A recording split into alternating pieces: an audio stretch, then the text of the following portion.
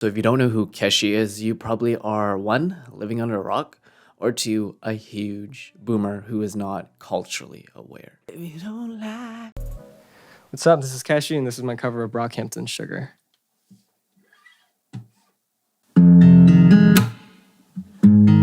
But I want to break down exactly how Keshi got from point A to point P, and there's literally nothing separating Keshi and you, and exactly why he failed his Vietnamese parents. Because literally, the difference between me and Keshi is not a lot. I'm a big John Mayer fan, so. So what does Keshi and me actually have in common? Well, Keshi is a first-generation Vietnamese American. His parents are from Vietnam, and Keshi was actually born Casey Luong, Vietnamese descent. Là một y tá, tôi có thể làm nhạc lúc rảnh, không có sự lựa chọn nào khác. Born in Houston, Texas, specifically. Sugarland. Exactly. I know, very much pride for the city, dude. You were saying that me being from Sugarland, you being from Sugarland, we're like two of the same. Exactly. And if you don't know anything about Texas, there is a huge population of Vietnamese refugees, and it was a place of residence after the Vietnam War. And just like anything, when it comes to having Vietnamese parents, they only tell you and expect you to live a life that they know that is deemed good. We all know the, hey, be the doctor, be the pharmacy, go to the law school, the engineer.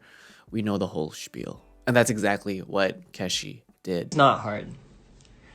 The clinical, well, it's subjective, like what's hard for you, but like, I just like really did not like going to clinicals or being in the hospital setting. He went to the University of Houston to study and get a bachelor's in nursing. I was nursing and I was very wrong about like what I thought the job was gonna entail. Very, very different.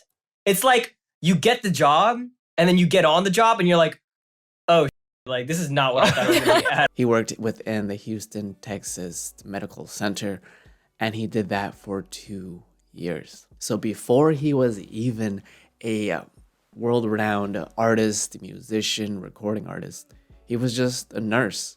Like they don't organize things based on your preferences. Like you're there to work and you meet people from all walks of life, like young and old. So during his times of working 12-hour shifts as a nurse within the ER, he eventually had a mental breakdown at work within the hospital, within this medical center.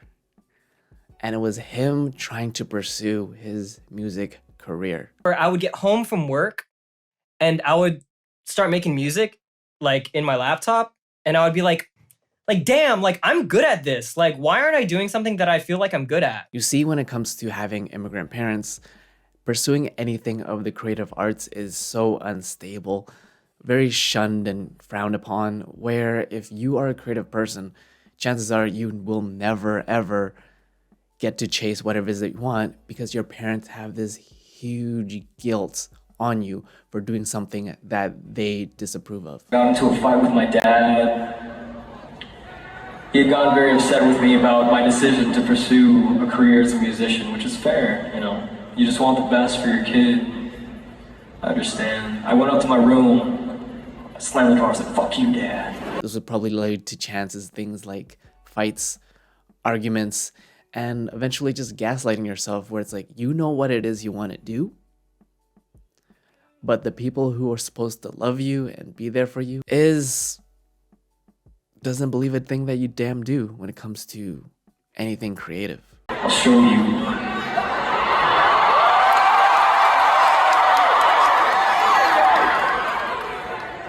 And in my moody, emo, teen girl rage, I wrote a song called Skeletons. And first, he launched off on SoundCloud. This was all the while where he was still being a nurse. Songs like Just Friends, As Long As It Takes You started getting millions of views. As he started to build up his audience and at the same time being a nurse, that's when he's like, wait a minute. There's something here, And I am actually getting invited and flown out to have meetings with huge record label companies. Like Warner wants to get on a call this weekend. And I was like, what?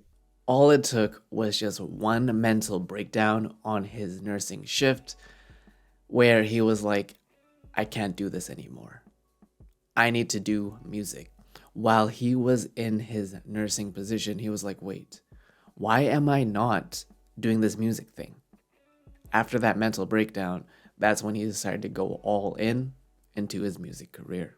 And it kind of started out like this. And once the beat was made, you get this kind of rhythm going, you know? You go, I drank too much, got the sickness. After mixtapes, albums, and EPs, like Always, Band-Aid, and Skeletons, pretty much the rest is history. So here we can break down the actual blueprint of how, one, you follow your mom and dad's kind of approval.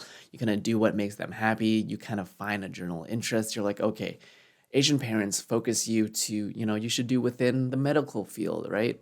You choose a bachelor's degree and you eventually do nursing. But you never really wanted to do nursing. It's because your parents was like, okay, do this and you should have a stable life. But the whole time, it's essentially Asian kids wear two masks, right? I have one foot to get mom's and dad's approval, and I have my other foot, which is the more true self of me.